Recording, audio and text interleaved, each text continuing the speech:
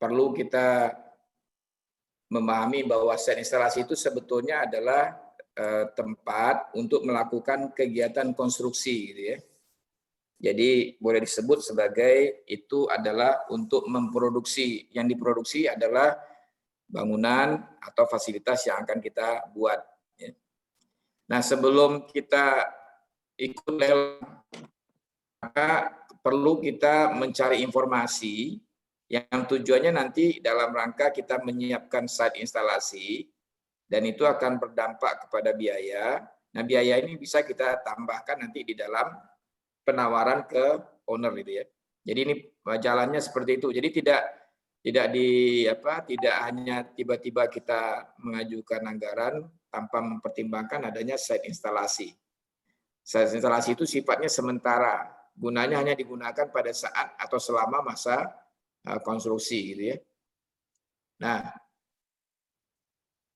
di sini informasi yang kita butuhkan yaitu menetapkan ukuran kelengkapan, kualitas, standar proyek, dan volume pekerjaan. Lalu menetapkan hal khusus dari proyek berkaitan dengan ukuran, jarak, material utamanya. Jadi kita harus tahu tuh di awal itu apa saja material utamanya, berapa jarak dari jalan raya ke lokasi proyek, lalu ukuran proyek itu seperti apa sebenarnya, gitu ya. Nah, kemudian menetapkan urutan pekerjaan dan memperlihatkan aspek sistem keamanan kerjanya, menentukan daerah yang tidak terpakai dari site. Jadi maksudnya seperti ini.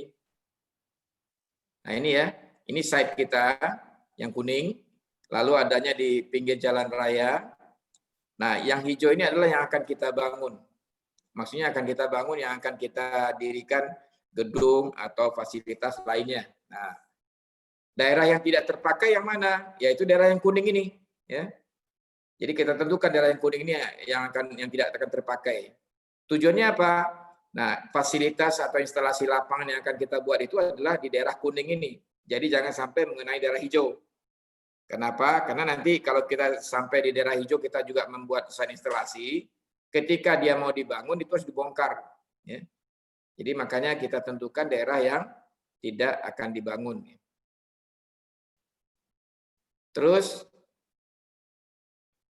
melengkapi informasi dengan berbagai keterbatasan yang ada dalam dokumen, menentukan jumlah pekerjaan yang ada di bawah tanah, memutuskan metode kerja, kemudian daftar hari-hari penting, periode kontrak, hari mulai pekerjaan, selesai pekerjaan, serta tanggal penyerahan lapangan.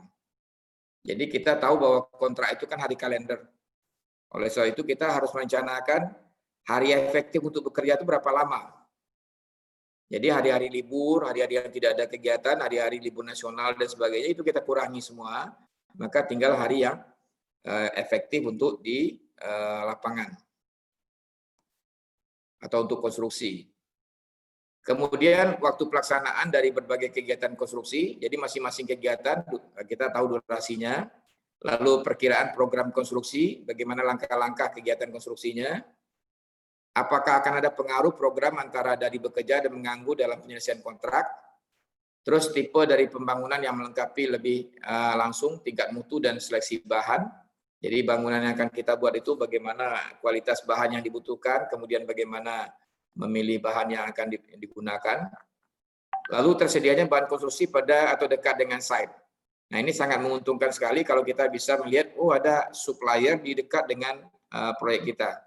Sehingga nanti kita tidak perlu menyiapkan gudang untuk menempatkan kebutuhan material yang dia bisa supply. Kemudian transportasi bahan memenuhi dari segi jumlah dan kualitas kapasitasnya. Kemudian menentukan hari kebutuhan tenaga kerja, ya. Jadi berapa jumlah tenaga kerja kita butuhkan per hari, peralatan dan bahan yang diperlukan.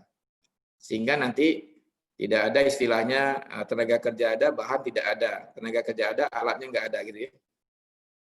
Nah, ini tadi kondisi site yang ada. Daerah kuning adalah daerah yang tidak terpakai. Lalu estimasi upah tukang dan hitung waktu penyelesaian. Jadi kita tahu berapa upah tukangnya yang ada di sekitar situ, kemudian berapa waktu penyelesaiannya, kemudian informasi tentang peralatan yang dimiliki oleh kontraktor, alat apa saja yang kontraktor punya, lalu untuk proyek apa aja yang diperlukan. Nah, sehingga nanti kalau memang tidak ada di yang kita punya, maka itu berarti harus disewa. Nah, itu pada saat ini sudah harus dipertimbangkan berapa sewanya dan di mana didapatkannya. Malah kalau di dalam tender itu diminta surat jaminan bahwa memang orang yang punya alat akan menyewakan alatnya atau akan menyerahkan alatnya ke kontraktor selama konstruksi gitu. Jadi ada perjanjian awal itu. Dan itu dipersyaratkan di dalam lelang biasanya. Lalu tentukan waktu yang diperlukan, buat gambar instalasi, tata letak lapangan, lalu kemudian hitung biaya instalasinya, buat laporan teknis tentang instalasi yang dipilih. Nah, di dalam site instalasi ini masalah keamanan penting.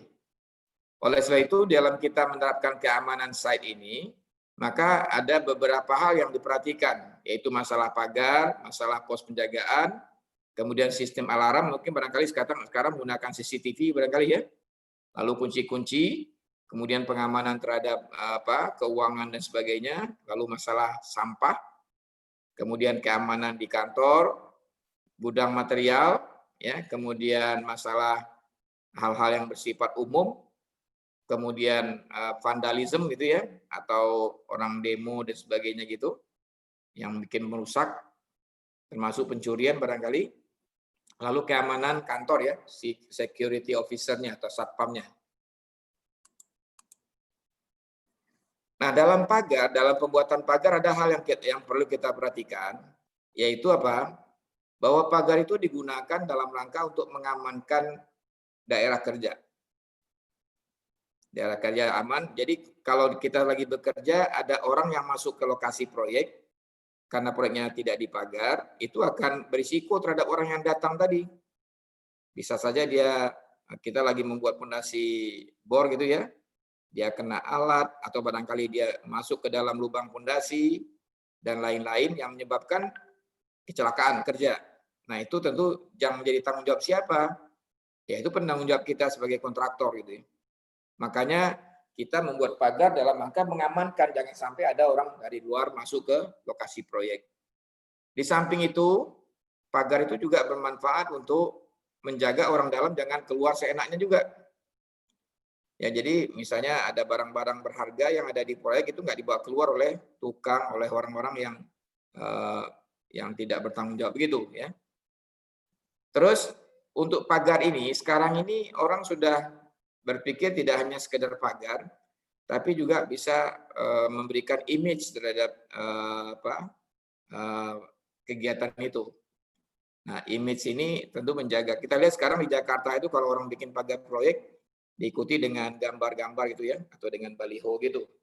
Jadi seakan-akan proyek itu tidak mengganggu suasana perjalanan orang karena ada kegiatan konstruksi di situ. Nah, jadi ini sudah zamannya seperti itu ya. Jadi tidak hanya sekedar sekedar memagar proyek. Lalu kemudian pagar itu yang jelas tujuannya kan pengamanan selama proyek berjalan. Oleh sebab itu kita harus pertimbangkan umur pagar tadi. Jadi umur pagar tadi adalah cukup nggak sampai proyek ini selesai. Jangan sampai proyek belum selesai pagarnya udah rusak. Ya. Jadi material yang digunakan ya, kemudian konstruksi yang dibuat itu bisa memberikan keamanan selama masa kegiatan konstruksi berlangsung sebelum pagar tadi mungkin diganti dengan pagar permanen dari bangunan. Ya. Lalu kemudian biaya. Ingat proyek itu kan pagar itu hanya alat bantu untuk pengamanan. Jangan kita membuat pagar yang permanen, kuat gitu ya, tapi biayanya mahal. Sementara itu digunakan hanya sifatnya sementara gitu ya. Nah, kemudian ini contoh bagaimana kondisi atau posisi site yang ada di dalam proyek. Yang hijau itu adalah bangunan yang akan kita bangun, lalu lampu-lampu kuning itu lampu kerja. Kemudian lampu merah itu adalah lampu keamanan untuk setiap pojok-pojok daerah itu ya. Lalu ada pagar di situ, pagar yang di depan tingginya 2 meter, lalu ada pagar di belakang yang 1 meter itu. Nah, pagar di belakang yang 1 meter ini berarti hanya sekadar menjadi batas tanah. Pagar konstruksinya sebenarnya yang hitam ini nih. Ini mungkin barangkali tadinya ini adalah bangunan lama, tapi kita tidak bongkar dulu semua, kita bongkar hanya sebatas daerah yang akan kita gunakan. Nah, nanti pagar aslinya nanti tentu mengikuti tanah ini, ya, sampai ke batas tanah yang belakang. Kenapa ini perlu kita pagar? Karena nanti kalau ini tidak kita pagar seperti ini, yang 1 meter ini, maka mungkin ada orang yang iseng gitu ya, dia bikin aja bangunan di belakang ini, nanti lama-lama dia seakan-akan dia eksis di situ. Nah, padahal maksud kita kan tadinya sebelum yang lain dikerjakan, ini kita manfaatkan yang dinding yang hitam ini dulu. Nah, tapi bisa dianggap oleh orang yang datang sini, dianggap ini tanah nggak ada yang bertuan gitu ya. Maka dia bisa pura-pura mengisinya di sini. Nah, oleh sebab itu kita perlu memagarnya dengan tinggi 1 meter ini. Terus ini daerah masuk, pintu masuknya, ya, pintu masuk dari jalan raya gitu. Tentunya kita perlu memberi pengamanan terhadap material yang masuk ke dalam sehingga bisa kelihatan yang mengirim siapa, kemudian keluar dia memang sudah dalam keadaan kosong atau belum gitu ya. Apa permasalahan instalasi site ini atau site instalasi ini? Tugas kita adalah merencanakan instalasi lapangan untuk pelaksanaan proyek secara optimal. Apa permasalahannya? Yaitu meliputi lokasi, di mana proyek itu berada, volume dan ukuran proyek, metode konstruksi yang akan kita pakai. Terus, apa pembatasannya atau constraint-nya? Yaitu kondisi site yang ada, bisa datar, bisa berterase gitu, atau bisa juga di ketinggian gitu ya.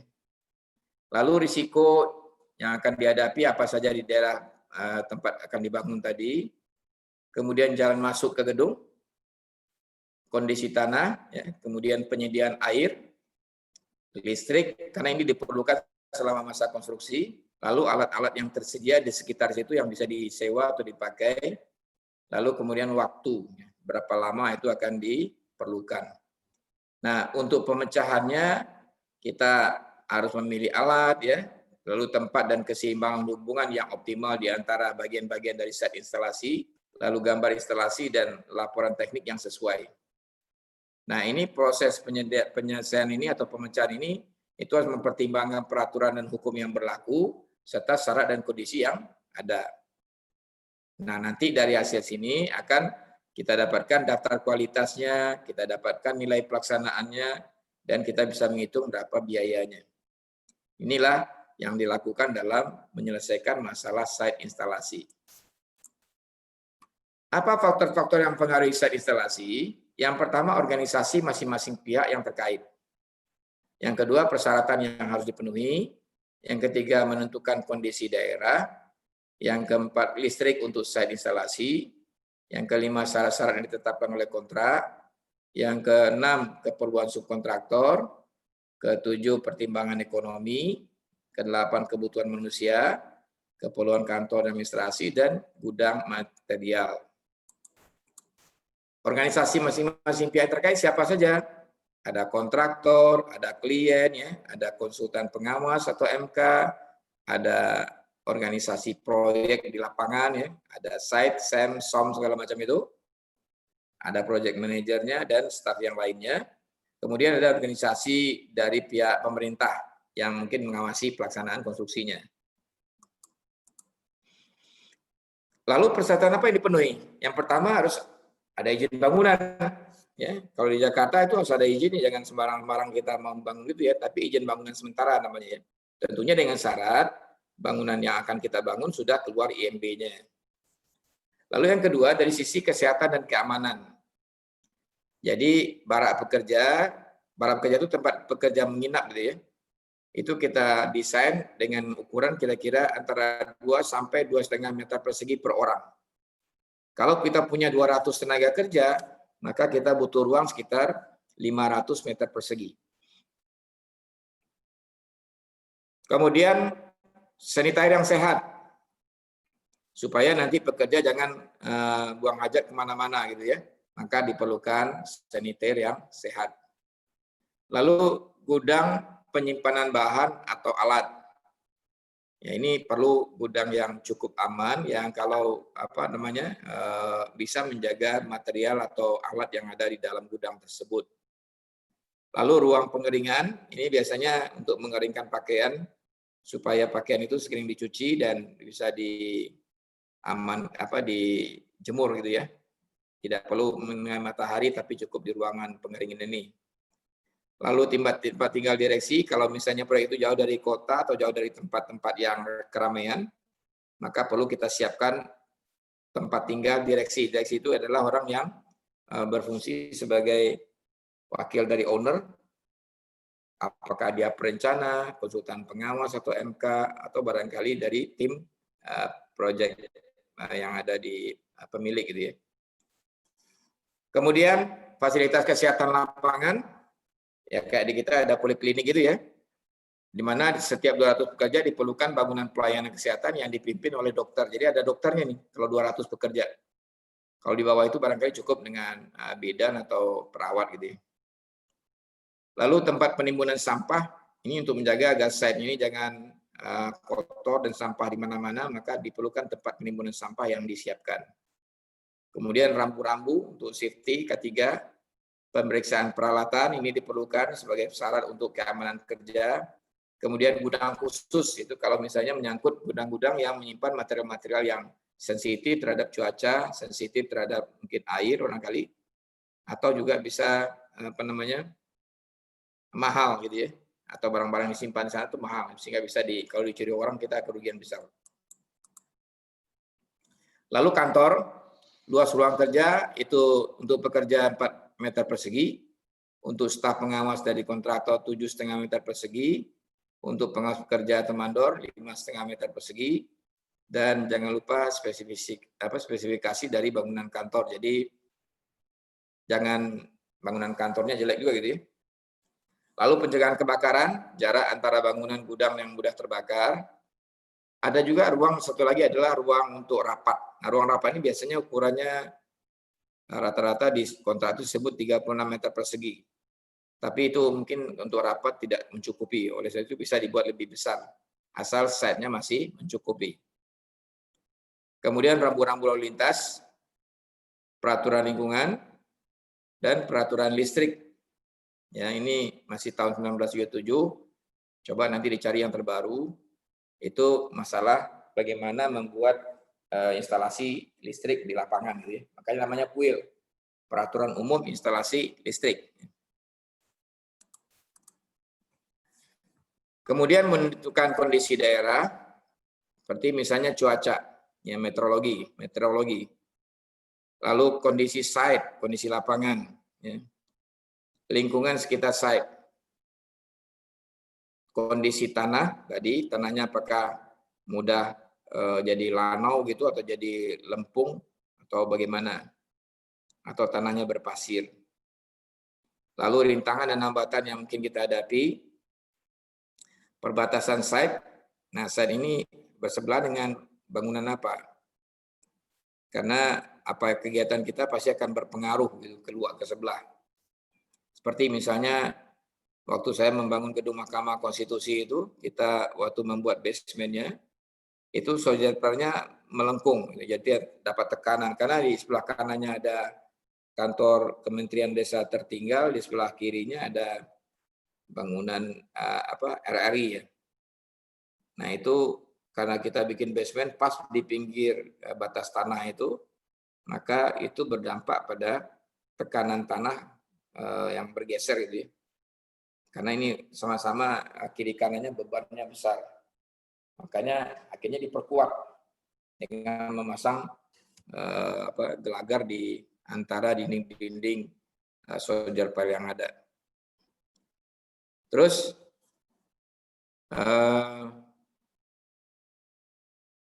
jalan masuk dan jalan keluar ini kalau bisa disatukan, jangan dipisah gitu ya.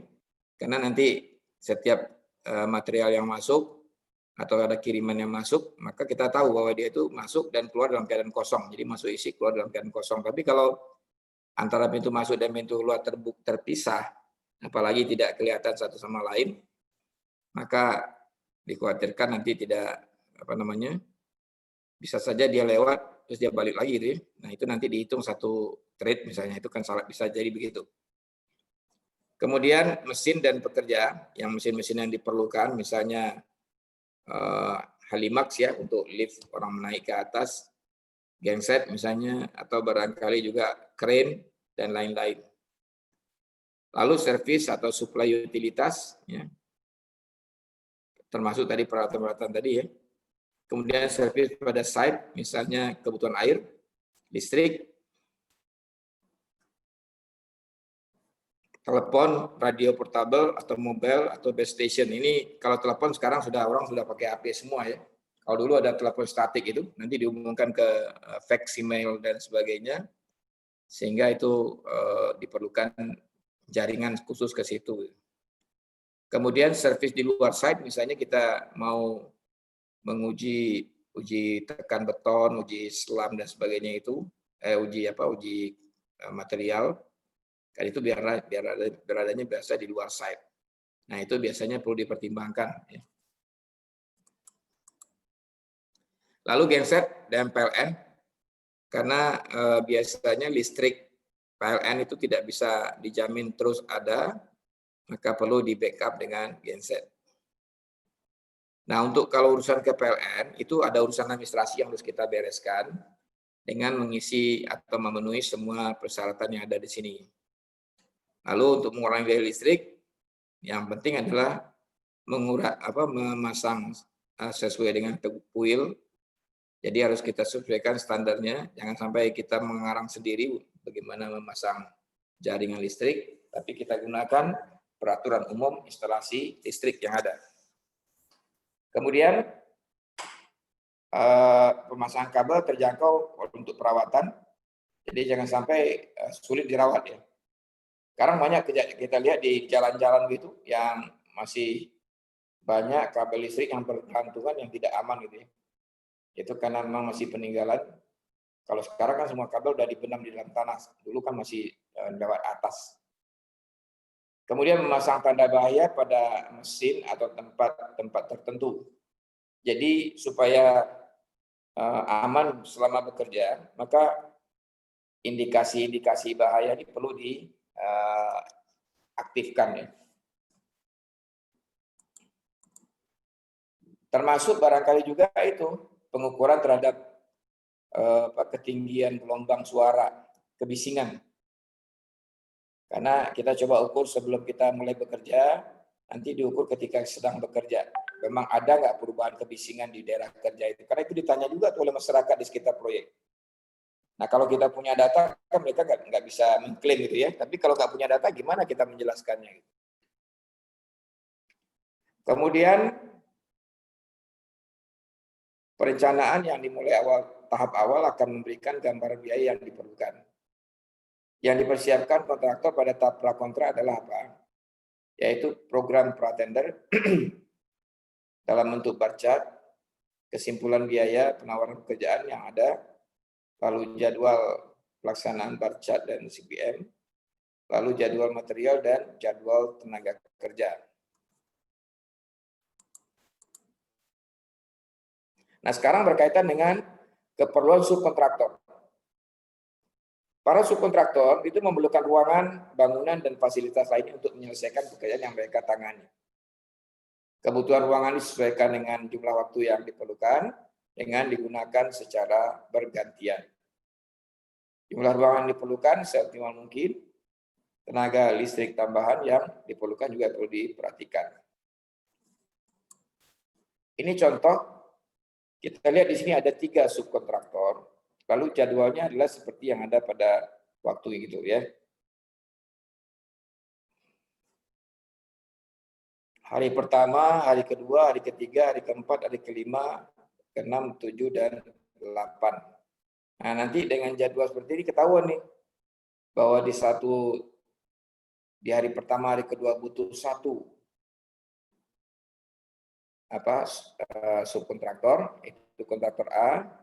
Hari ketiga butuh 2, kontraktor A dan kontraktor B. Hari keempat adalah kontraktor B dan kontraktor C. Sampai hari kelima. Hari ke-6 sampai hari ke-9 adalah kontraktor C, misalnya begitu. Maka dari gambar ini kita bisa lihat walaupun ada 3 subkontraktor, tapi ruang untuk subkontraktor kita cukup bikin 2 ya. Bikin 2. Jadi dengan demikian kita tidak harus menyiapkan 3. Inilah maksud dari bagaimana kita mengatur agar tidak menghabiskan biaya di site instalasi seperti ini. Lalu pertimbangan ekonomi, ini kita lihat berdasarkan iklim ekonomi, ya, risiko dan keuntungan, kebijakan perusahaan, lalu pemanfaatan aset perusahaan, dan perencanaan waktu.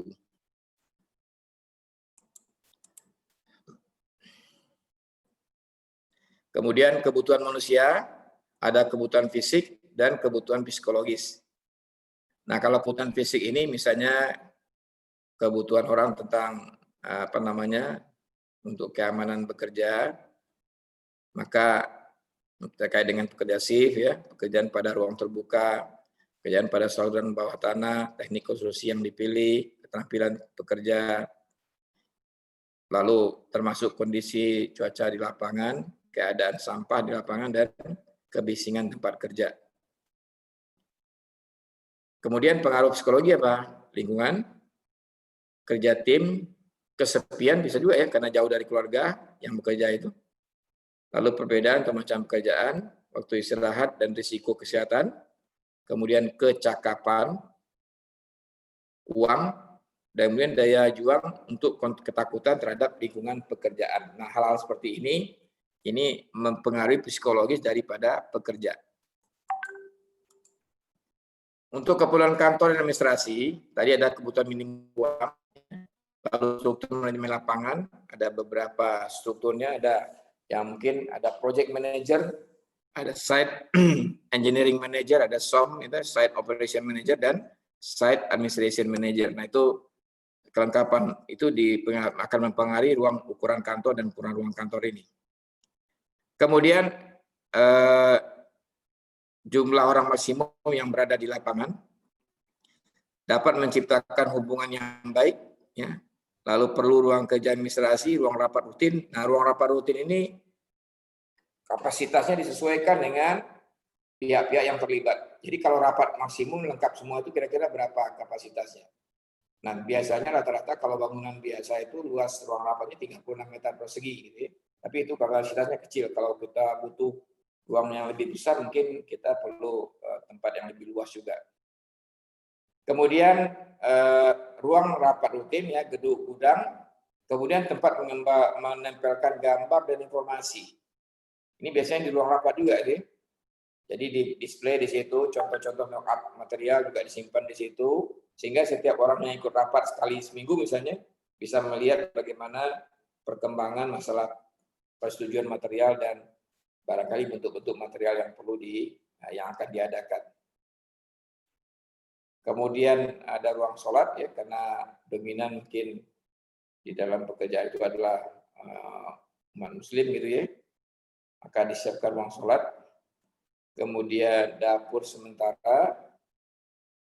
Jadi kalau misalnya untuk kantin itu bisa menggunakan orang luar, tapi nanti bikin perjanjian dengan project manager bagaimana pengamanan terhadap orang belanja di situ. Kemudian hal-hal lain yang terkait dengan kebutuhan ruang, minimum ruang. Gudang material, ini gudang yang aman untuk barang mahal, gudang yang tahan cuaca bagi bahan yang sensitif dengan cuaca, dan gudang terbuka. Ya. Nah, gudang terbuka ini meliputi bagaimana masalah untuk menyimpan pasir, besi.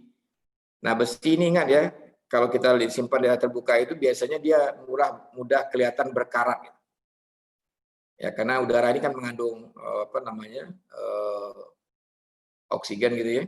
Nah, dia bereaksi dengan ferum, teroksidasi, maka kelihatan besi jadi berwarna karat atau kuning gitu ya. Nah, ini sebetulnya sifat karat itu adalah kalau dia sudah tertutup selapis, maka dia melindungi yang di bawahnya. Jadi nggak akan mendalam, tidak akan terkoreksi sampai ke dalam gitu ya. Nah, oleh sebab itu, kalau ada hal yang seperti ini, maka kita tinggal yakinkan kepada pemilik bahwa ini nggak ada masalah, nanti tinggal siapkan sikat kawat. Dia masalahnya kapan? Kalau kita pas pasang ke backcastingnya atau ke balok atau kolomnya, besi ini harus dibersihkan dulu. Karena lapisan karat tadi ini akan menjadikan antara beton dengan besi hubungannya tidak homogen lagi. Akan terjadi split di situ. Makanya nanti bahaya untuk strukturnya.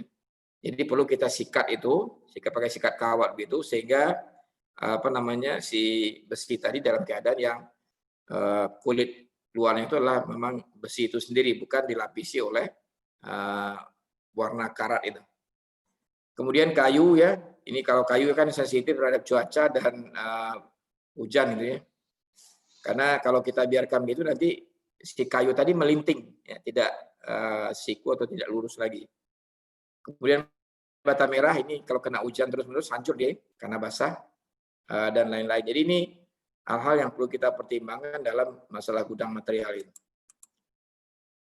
Terus apa yang didasarkan pengambilan keputusan?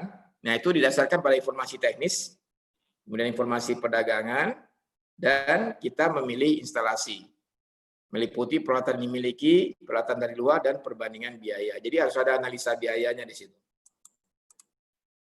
Kemudian baru kita membuat keputusan penting. Semua keputusan yang dibuat sehubungan dengan site instalasi sangat penting pengaruhnya pada ekonomis dan teknis untuk kelancaran pembangunan proyek. Ya. Ada pertanyaan? Apabila keputusan yang diambil salah, maka perlu diperbaiki untuk menghemat biaya. Ini contoh. Pengaduk beton yang kita pakai tidak cukup besar atau tidak cukup besar yang kita rencanakan. Akibatnya apa nanti? Keterlambatan dalam konstruksi. Kemudian kita akan kehilangan waktu dan uang, ya, karena habis waktu hanya membuat adukan beton yang dengan kapasitas yang kecil. Lalu instalasi baru akan melebihi ukuran. Jadi kalau kita pasang lagi yang baru, ini nanti yang lama kita angkat, berarti kita akan kehilangan waktu dan kehilangan biaya, ya. Karena biaya yang kita hitung tadi share-nya nggak sebesar yang didatangkan kemudian. Kemudian biaya tinggi dibandingkan dengan yang direncanakan, penggantian alat mempengaruhi proses pekerjaan. Jadi hal-hal seperti itu nanti akan berpengaruh terhadap keputusan kita. Terus aktivitas site, ya, ini kita usahakan efisiensinya. Jadi kurangilah penanganan material berganda. Maksudnya material tadi datang, ya, kalau bisa dekatkan dengan tempat kerja. Jadi nggak perlu lagi datang ditaruh di tempat di gudangnya, lalu gudang nanti ditarik lagi ke lapangan. Itu berarti double handling namanya, atau penanganan berganda. Lalu menyiapkan penjaga gudang khusus. Gudang khusus itu gudang-gudang yang sifatnya sensitif terhadap cuaca dan juga menarik bagi para maling gitu ya. Oleh sebab itu perlu dijaga, disiapkan penjaga yang mahir di situ. Lalu kebersihan daerah kerja. Ini kalau sulit kita misalnya ambil aja 2 orang pekerja, suruh dia kerjanya sehari-hari hanya membersihkan aja. Jadi kita tinggal kontrol nanti. Dia kalau nggak bersihkan ditegur. Jadi kerjanya hanya ngangkat potongan-potongan kayu, merapikan penempatan material dan sebagainya gitu ya. Kemudian bangunan instalasi tidak mengganggu proses pembangunan. Tadi udah kita pisah dengan yang kita bangun set instalasi berbeda dengan yang akan dibangun. Ya. Jadi daerah yang tadi kita sebut daerah yang bebas gitu ya, yang tidak terpengaruh oleh bangunan. Kemudian jarak jalan diperpendek dengan cara membuat jalan melingkar ya. Karena jalan melingkar ini akan membantu tidak saja memperpendek jarak, tapi juga memperkecil jalan buntu. Nah ini persis kayak kita di UI gitu ya. Di UI itu kan ada jalan lingkar, makanya kita mau cari fakultas mananya mudah. Begitu juga kalau di proyek. Ya. Lalu pengendalian atau kontrol, dan kemudian perencanaan dengan pertanyaan khusus, apakah yang membatasi pemakaian ruang atau tempat ini? Tadi udah lihat ya, bahwa kita punya 3 kontraktor, maka yang membatasinya adalah waktu. Jadi kalau waktunya telat saja di salah satu subkontraktornya, maka yang lainnya dia akan terganggu. Kapan harus lowong untuk memenuhi kebutuhan dari program konstruksi? Jadi Kalau dia sudah tidak ada, diisi oleh subkontraktor yang lain dan seterusnya. Demikian juga sama dengan bahan, alat, dan yang lainnya. Kemudian prioritas perencanaan. Yang pertama kita mulai peletakan peralatan yang tetap, ya. Seperti misalnya Halimax, itu untuk bawa barang lift ya. Lalu juga crane, ya, tower crane. Nah, itu harus kita tetapkan di mana tempatnya supaya bisa menjangkau seluruh daerah yang akan dikerjakan. Kemudian mengatur daerah kerja, ya. Kemudian letakkan gudang dan kantor yang cukup, ya. Letak gudang dan kantor yang cukup itu artinya cukup dari segi kapasitasnya dan cukup dari sisi persyaratan keamanannya tadi, ya. Lalu sasaran yang tidak dicapai apa? Untuk mendapatkan lingkungan kerja dengan kondisi yang baik, salah satunya akan memberikan keamanan, efisiensi, dan ekonomis daripada produksi. Kemudian penempatan dan interaksi dari instalasi, daerah site konstruksi, ya, kemudian menurut panjangnya site konstruksi. Maksudnya begini, kalau kita membangun gedung, site-nya jelas ya. Ya, kita tinggal lihat kotak itunya aja ya. Tapi kalau kita bangun jalan coba, site-nya kan nggak bisa kotak, jadi mengikuti jalan nanti. Nah, itu kita tinggal sewa satu tanah kosong barangnya bisa kita sewa yang kita tempatkan di tempat yang strategis ya. Artinya bisa mengcover seluruh lingkup pekerjaan yang akan dikerjakan. Dalam arti bisa terjangkau gitu ya. Dan kemudian disitulah dibangun site instalasinya. Terus daftar periksa untuk perencanaan tata letak site, ini yang perlu kita siapkan untuk bisa mengecek ini udah ada belum, atau ini belum tahu gimana. Pelajari dokumennya, daftar hal-hal yang penting, hitung kuantitas mata bahan, dan estimasi biaya konstruksi untuk barak-barak pekerjaan tadi. Berikutnya suplai dan instalasi listrik. Untuk instalasi listrik ini kita gunakan PUIL ya, PUIL 77 dan 87, tapi kalau sekarang ada yang paling baru ya gunakan yang paling baru. PUIL itu adalah peraturan umum instalasi listrik. Dan ini memang sangat diperlukan oleh kita. Kalau tidak ini nanti akan membahayakan. Karena listrik itu kalau konslet udah nggak ada ampun ya. Banyak terjadi kebakaran disebabkan karena arus pendek. Dan itu hampir di mana-mana. Oleh sebab itu, maka kita perlu tahu bagaimana membuat jaringan instalasinya ini. Terus dari PLN itu perlu ada yang namanya panel penerima, ya. Jadi kalau di rumah itu kan masuk ke meteran dulu kan, dari meteran baru nanti ke sekring atau ke MCB-nya. Kemudian biasanya 3 fase ya dengan 4 kawat. Sistemnya alternatif current di atas voltase 3 kali 380 atau 220 volt, 50 Hz ya. Nah, kabel distribusi ini bisa ada 3 fungsi ya, 3 tugas: kabel hidup, netral, dan massa. Makanya biasanya ada 3 kabel di dalam kabel distribusi ini. Nah, tinggal sekarang warna itu macam-macam. Sekarang tergantung pabriknya aja. Ada warna putih, ada warna biru, ada warna hitam. Ya. Ada juga yang putih, kuning, biru, merah. Jadi itu macam-macam ya. Nanti tinggal di lapangan bisa disesuaikan saja supaya jangan sampai nanti ini putih dikira netral lalu kita pegang totalnya kesetrum gitu kan. Ternyata itu isi. Itu yang sering terjadi begitu. Makanya jangan sembarangan memegang listrik tadi. Terus tegangan yang diperbolehkan itu 380 volt sampai 50 Hz itu untuk transformer unit untuk alat berat yang menggunakan listrik lebih kurang 2 kW. Ya. Terus 220 atau 50 Hz ya. Ini satu fase, perlu transformer unit pembagi untuk masing-masing mesin, untuk masing-masing kecil, lalu penerangan. Jadi kalau Anda lihat misalnya di bangunan itu ya, kan ada MCB itu. MCB itu kadang-kadang dalam satu box itu ada 3, 4, 5 gitu ya. Nah, itu maksudnya adalah memisah-misahkan jaringan itu. Jadi kalau di rumah itu harusnya misalnya ada khusus untuk mesin-mesin, misalnya untuk pompa, untuk kulkas, Untuk dispenser misalnya itu satu jalur, satu MCB. Nanti bikin lagi jalur yang lain apa? Nah, ini jalur yang lain misalnya untuk tata lampunya. Lalu yang lainnya apa? Untuk AC-nya, air condition-nya. Lalu yang lainnya apa? Mungkin untuk apalagi untuk informasi dan sebagainya. Kira-kira gitu ya, dipisah-pisah. Dan itu nanti akan terkait dengan jaringannya. Jadi kalau salah satu dari jaringan tadi ada yang konslet, maka yang putus ya hanya yang ada di jaringan itu, bukan di tempat lain.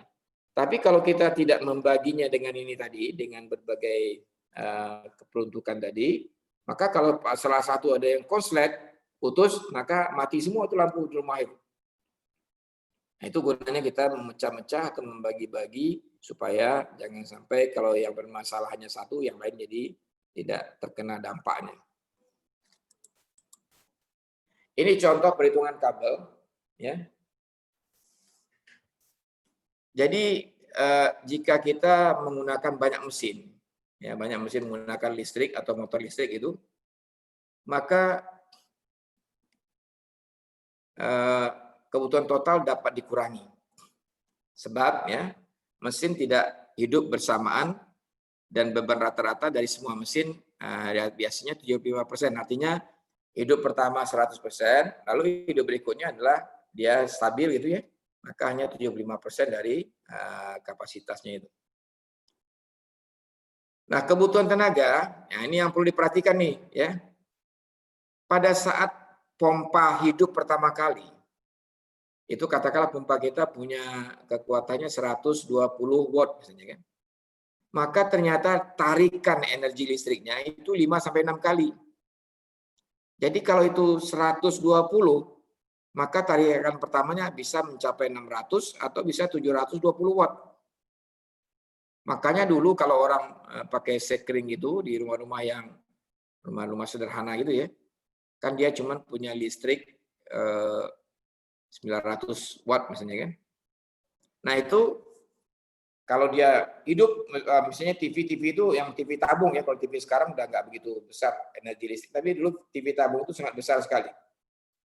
Sehingga sekringnya bisa jatuh atau MCB-nya bisa jatuh. Makanya sering orang memakai yang namanya step up atau step down gitu ya untuk mengurangi tarikan yang 5-6 kali ini. Terus kemudian untuk menentukan sekring arus awal itu dibagi dengan faktor 2 dan 2,5. Ini adalah faktor keamanannya. Jadi kita sengaja membagi itu untuk mengamankan penggunaan nanti sekring ya. Jadi sekring itu gunanya sudah apa sih?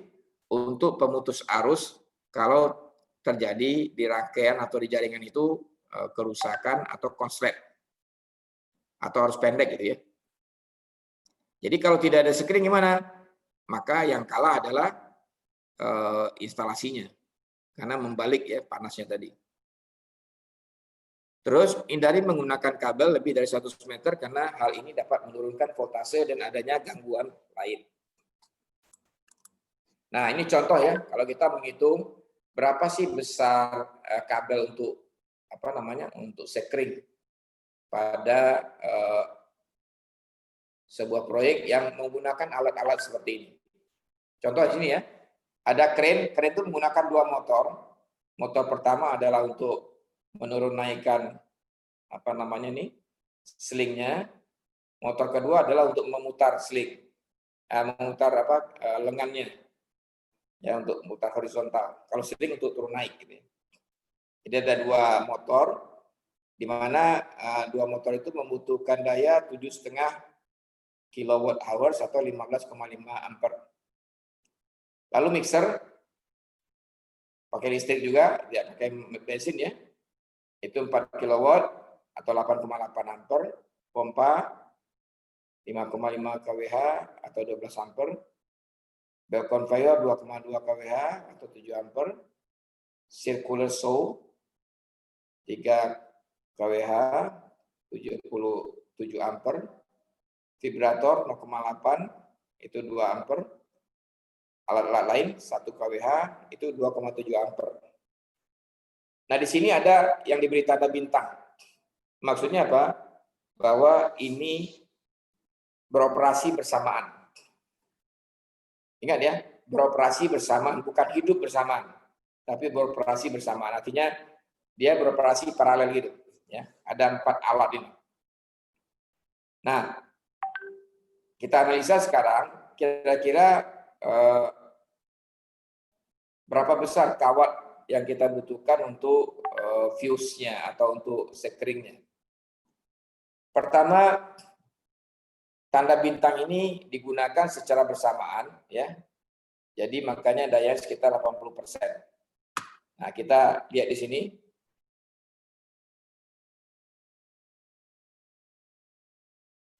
Total ini semua, kalau kita totalkan ini dari kren sampai ke alat-alat lain, itu adalah 24 kWh atau 55 ampere. Ini kalau jumlahkan 24 kWh dan 55 ampere. Nah, kemudian kita hitung sekarang nominal current beban maksimum penggunaan bersamaan. Yang bersama kan 4. Tapi yang paling besar kita keluarkan dulu. Maksudnya apa? Karena yang paling besar ini menentukan nanti waktu dia hidup, nah itu apakah mampu nanti jaringannya bertahan atau fuse-nya bertahan. Jadi yang itu yang 3 saja. Yang 3 itu apa sih? Yaitu mixer, kemudian pompa, dan vibrator. Itu kalau kita jumlahkan, mixer 4 ditambah 5,5 jadi 9,5, ditambah vibrator 0,8, jadi dapatnya adalah 10,3. Ya. Kemudian kalau dari sisi ampernya di luar kren ya, 8,8 ampere tambah 12 ampere 20,8 ditambah 2 jadi 22,8 ampere. Oke. Nah, sekarang arus awal untuk penggunaan terbesar. Jadi ya kalau kita hidupkan yang tarikannya paling besar yang mana? Kalau yang lain kan walaupun besar tapi tidak sebesar yang ini. Jadi prinsip tadi mengeluarkan kren adalah dalam rangka mengaitkannya dengan kebutuhan tarikan tadi. Nah, ini kita lihat ini 15,5 ampere. Kalau kita gunakan apa tadi faktornya tadi 5 sampai 6, kita ambil sini 5,5, maka dapatlah 85,25. Nah, yang dapat 85,25 ini kita bagi dengan faktor keamanan tadi. Faktor keamanan tadi kan ada 2 sampai 2,5 itu ya. Nah, sehingga dapatnya 85,25 dibagi 2. Kita ambil 2 di sini, dapatnya 42,63. 42,63 itu adalah dari kren, kita tambahkan dengan yang lain, yaitu 22,8 yang hidup bersama tadi ya. Sehingga selama mereka hidup itu di maksimum diperlukan berapa? Yaitu 65,43. Seperti angka di bawah ini. Nah, sehingga arus maksimum yang dikehendaki adalah 65,43. Kita lihat dari tabel di sebelah, kalau 65,43 itu adanya di mana? Ini ya. Nah, ini. Lihat yang kiri ampere ini ya. Ada besar dari 200, besar dari 160, besar dari 105, besar dari 100, besar dari 80, besar dari 63. Berarti letaknya antara 63 dengan 80 ya. Maka kita ambil supaya aman ambil 80 saja. Sehingga kalau 80 berapa? Itu ternyata butuh 25 mm. Nah, sehingga fuse-nya atau MCB-nya harus yang sesuai dengan ukuran wire atau kabelnya adalah 25 mm. Salah. Ya. Ada pertanyaan? Silakan kalau ada pertanyaan untuk ini.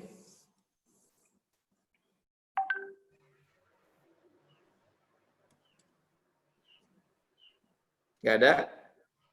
Nggak ada, Pak. Baik.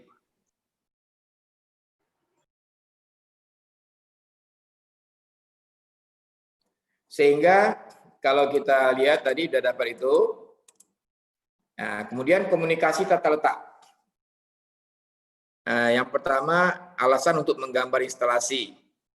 Nah, ini menentukan ruang secara tepat ya. Tadi dengan cara kita menempatkan bagian-bagian tadi, lokasi peralatan gedung kantor terlihat jelas, gambar dapat memperlihatkan keadaan tempat yang dipilih ideal, layak dan ruangan cukup besar. Lalu pelayanan mobilisasi langsung di tempat direncanakan, sangat membantu ahli mengurangi kesalahan. Kemudian pada site yang kecil memberikan perencanaan yang efisien, ekonomis, dan efektif. Nah, kalau kita ingin menggambarkannya, maka dasar-dasar gambar instalasi adalah harus jelas. Skalanya 1/100 atau 1/200 itu akan lebih kelihatan ini. Gambar dibuat di atas kertas yang tahan lama. Dulu di atas kalkir ya. Sekarang nggak tahu di atas kertas apa atau bisa di di kain gitu ya. Terus tanda-tanda pada gambar harus lengkap dan jelas. Lalu gambar kalkir tadi di blueprint. Nah, kalau sekarang istilahnya di copy gitu ya, tapi kalau dulu namanya di blueprint. Dan warnanya berubah jadi warnanya biru, makanya disebut dengan cetak biru gitu ya. Sekarang nggak tahu saya kalau misalnya kita kalkir masih bisa di itu apa hanya cukup dengan kopian saja. Tapi kalau kita blueprint, kita cetak maka dia lebih dominan warna birunya nanti. Kemudian komunikasi ini apa yang harus terlihat pada gambar instalasi itu harus kita perlihatkan. Bagaimana mempersiapkan sebuah gambar instalasi, penyelesaian praktis apakah itu layak dan bisa dibuat. Lalu pimpinan lapangan atau site manager sangat dekat dengan site dan jelas dengan masalah-masalah yang ditemui di lapangan, lalu ikut bertanggung jawab. Prioritas dalam membuat gambar instalasi, penempatan secara optimal, ruang dapat digunakan secara efektif, lalu letakkan bagian instalasi yang penting disusul dengan bagian yang lain. Checklistnya, gambar situasi, sudah ada belum? Gitu ya. Proyek yang akan dibangun dapat terlihat jelas di batas-batasnya, garis kontur, titik data, stick out, bangku tanda atau benchmark-nya gitu ya. Lalu pondasi, ini scaffolding yang diperlukan di mana ditaruhnya, rintangan yang ada di lapangan, pembongkaran, penggalian dan tempat pembuangan galian, penopang dan perkuatan, muka air tanah, sistem pengadaan air, sistem pembuangan air kotor, dan telepon dan suplai listrik. Lalu perlindungan terhadap pipa dan kabel, ya. Jangan salah ya nanti seperti yang sudah kita sampaikan pada saat mau dibangun tiba-tiba dipancang kena kabel di bawahnya. Ternyata ada kabel listrik yang ditanam di daerah itu yang menyebabkan harus bisa putus ke tempat lain. Nah, kabel tanah itu mahal ya. Dan kalau putus susah disambungnya. Oleh sebab itu kita perlu periksa ada kabel nggak di bawah bangunan yang akan kita buat gitu. Terus pabrik setempat yang lain, fondasi sementara atau instalasi sementara, gudang peralatan, bengkel kecil dan mesin-mesin, jalan masuk, tangga sementara berikut kemampuan yang jalan tersebut, kemudian pagar, pintu gerbang, dan lain-lain, lalu peraturan lalu lintas, informasi lain yang penting. Nah, ini contoh jadwal peralatan. Jadi kita sebut alatnya apa saja, lalu kapan diperlukannya, dan jumlahnya berapa. Nanti dari sini kita bisa lihat ke bawah, perharinya itu ada berapa alat yang ada di lapangan. Kalau di sini kita lihat ada 18 alat ya, yang paling besar 18. Maka kita di lapangan harus punya tempat untuk 18 alat ini. Kalau enggak, maka ini berarti jadwalnya harus kita rubah. Atau kalau tidak, kita sewa tempat di tempat lain untuk menyimpan alat tadi. Kemudian tenaga kerja, kita juga bisa susun klasifikasinya di sebelah kiri, lalu waktu sebelah kanan, nanti jumlahnya berapa per hari, nanti kita jumlahkan ke bawah. Nah, di sini kita lihat bahwa maksimum jumlahnya 19. Maka kita bikin barak pekerja sebanyak 19. Artinya 19 orang per hari tidur di barak. Kalau tadi syaratnya 2,5 meter, berarti kalau 19 berarti kita butuh barak sekitar 50 meter persegi.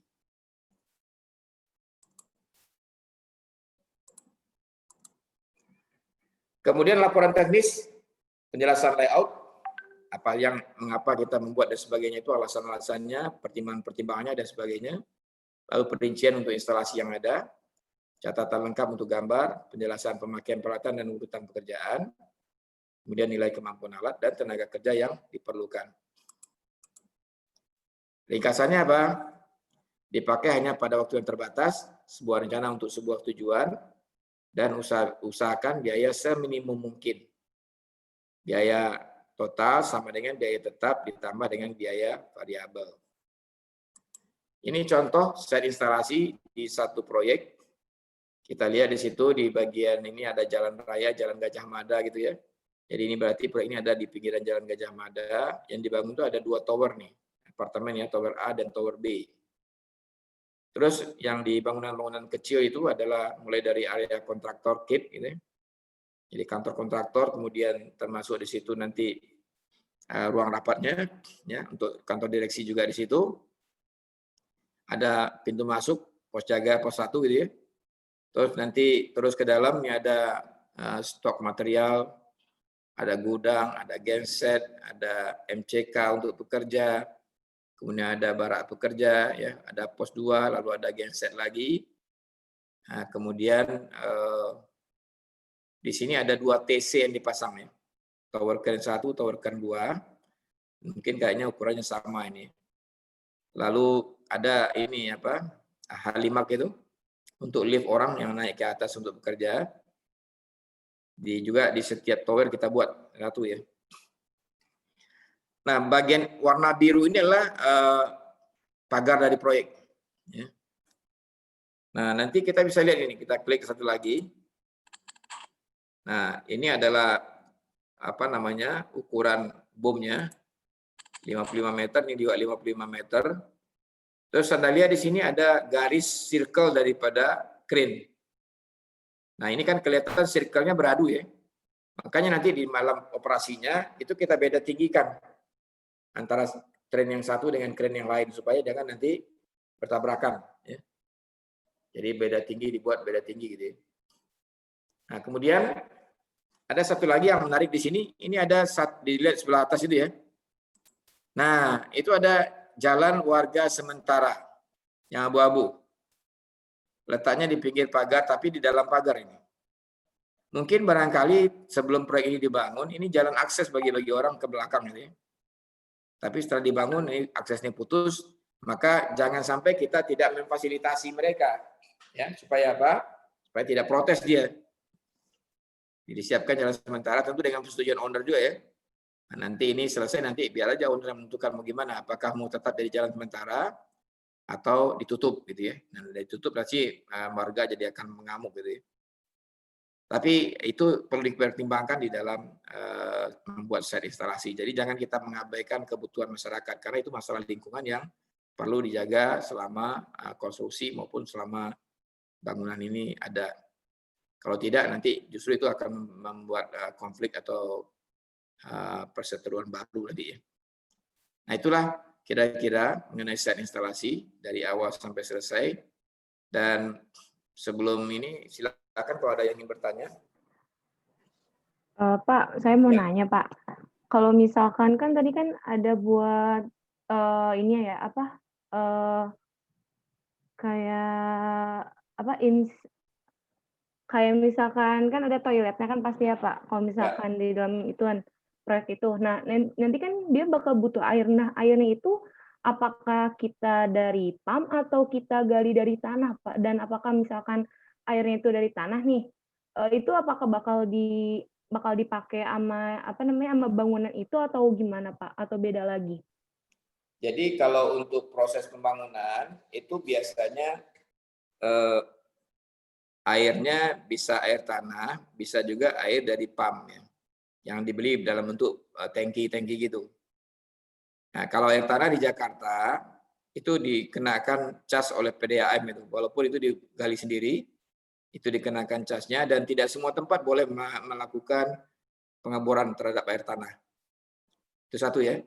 Itu selama konstruksi. Jadi kalau misalnya di sekitar situ ada jaringan PDAM yang bisa di-tapping itu, yang bisa diambil dari situ, maka bisa minta disambungkan ke situ.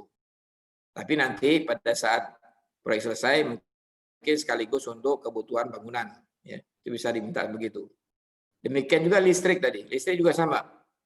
Jadi kita urus listriknya untuk selama konstruksi kita butuh berapa, ya kemudian nanti pada saat selesai itu akan digunakan untuk bangunan. Nah itu sekalian, jadi tidak akan 2 kali mengurusnya gitu. Jadi oleh sebab itu masalah utilitas tadi, air, kemudian apa namanya tadi, telepon misalnya kan, atau listrik, itu semuanya bisa memanfaatkan jaringan yang ada. Tapi kalau listrik tadi untuk cadangan kita tetap menggunakan genset, karena listrik dari PLN itu barangkali tidak cukup mensuplai kebutuhan untuk operasi tower kita dan mesin-mesin yang lain. Kira-kira begitu ya. Terima kasih, Pak. Yang lain?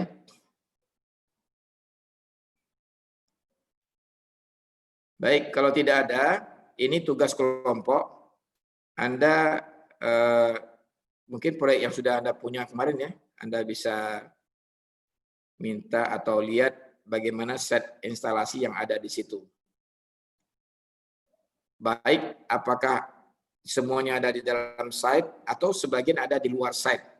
Yang penting kasusnya di proyek yang Anda lihat, yang bisa lanjutan dari proyek yang kemarin.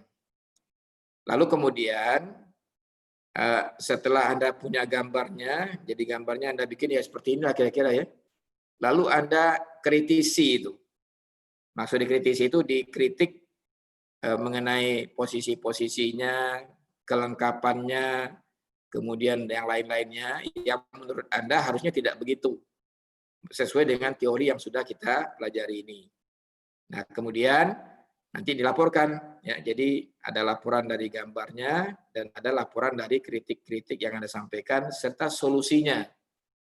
Contoh misalnya ini kan enak ini, masih ada daerah yang tidak dibangun kan? Saya pernah seperti di Mahkamah Konstitusi itu tidak ada satupun tempat yang nggak dibangun, semua dibangun. Jadi dijadikan basement semuanya. Jadi nggak mungkin kita memasang atau mengerjakannya atau membuat set instalasi di lapangan. Tapi set instalasi di lapangan tetap ada. Contohnya misalnya posisi keren masih ada. Halimak masih ada. Lalu untuk kantor sementara biasanya mereka menggunakan apa namanya nih, kontainer. Itu bisa juga ditaruh di lapangan. Nah, yang saya harapkan adalah Anda sampai melihat itu sebagai sebuah bagian dari pembuatan set instalasi ini. Jadi itu akan jadi pembelajaran gitu ya. Bahwa set instalasi tidak harus seperti ini kan ideal ya, semuanya enak, ada di luar, kemudian di luar daerah bangunan, dan lengkap gitu ya. Tapi ada pada suatu ketika kita tidak dihadapkan pada kondisi itu. Nah, termasuk menyewa menyewa barak pekerja, nah itu bagaimana menyewanya, kemudian menyewa ruangan kantor orang untuk jadi tempat ruang rapat, itu juga bisa, sekaligus juga membuat ruang kantor di tempat ruang kantor yang ada itu, nah itu dimungkinkan. Jadi di sini kita coba melihat persoalannya secara real. Jadi jangan sampai kalau tidak ada lahan berarti sudah nggak ada set instalasi, bukan begitu. Tapi harus ada solusinya. Dulu waktu membangun gedung apa